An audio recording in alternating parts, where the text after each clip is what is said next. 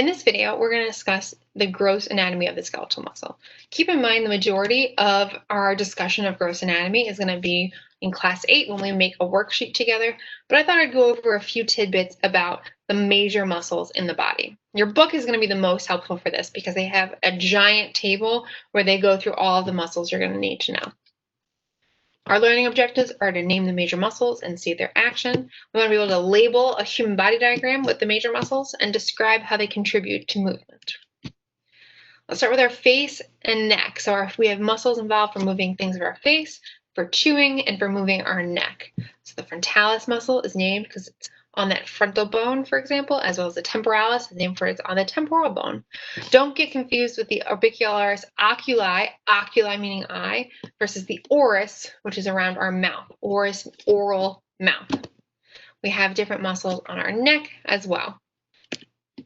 Our upper limb muscles, these are going to arise mainly from our shoulder and cross the joint and insert into the humerus.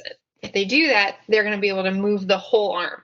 However, if they enclose the humerus and insert into the forearm, the movement's going to be at the elbow. If they arise in the forearm and insert into the hand again, they'll move the hand, but we're not going to cover the forearm muscles for this class. You may cover a few in lab, depending on who your lab instructor is, but for lecture, I'm not going to test you on the forearm muscles.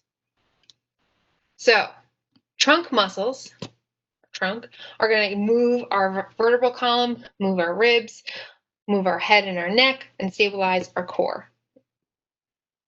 We also have ones in the posterior, again, that are going to do the same thing, but in the back. Muscles of the lower limb are responsible for movement of our hip, knee, and foot. These are the largest and strongest muscles because they help us walk and balance. Unlike the shoulder, the pelvis doesn't have stabilizing muscles because of how deep the sockets are. And for our lower limb, many of these muscles are actually going to span 2 joints, which is different from the upper limb. So we have from the posterior side, the glute max and the glute med, and then we've got different muscles that make up our hamstring group going back into our gastrocnemius.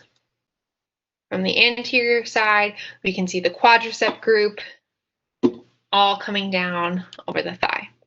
And then if we're looking at the lower leg, we have muscles that are involved with the movement of the foot.